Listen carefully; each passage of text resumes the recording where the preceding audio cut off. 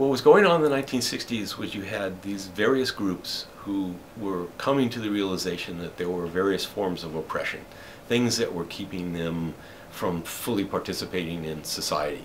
A lot of the students felt disenfranchised, basically. They couldn't find an identity on the campus because everything that was being taught included quote-unquote traditional Western education. One of their main demands was the inclusion of more courses that talked about the experiences of Latinas and Latinos in this country, which were absent from the college offerings or from K through 12 offerings. And the other big issue that was here very effective at this campus in particular was the Great Boycott by Cesar Chavez and the movement of the farm workers.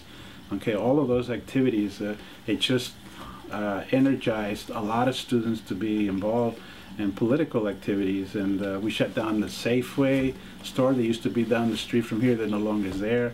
Here on this campus, I remember we boycotted the cafeteria and forced the cafeteria to not to use non-union lettuce. People say, no, we do not deserve to be treated this way, and we are now going to call attention, right? We are now going to call attention to, right, this historical forms of social economic injustice that continue to persist in the United States. Right now, they're 99%. They occupy San Francisco, Oakland, you know, the Wall Street and all that kind of stuff. There's a little bit of a central focus in the idea, but there's not really a unifying strategy. They have a list of demands. It's just not that everybody agrees on them yet, right? What are some of their demands, right? Tax the rich. Okay, well that one's fine. Yeah, tax the 1%.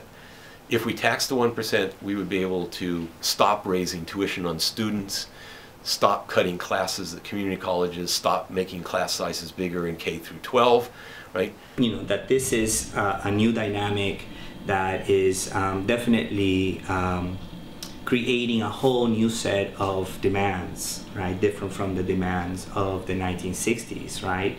But that it is still very much connected to the look for, you know, a system in the United States that responds to people. You hear people say, oh, well, you know, the young folks, they don't pay any attention to what happened. Well, yes, they do.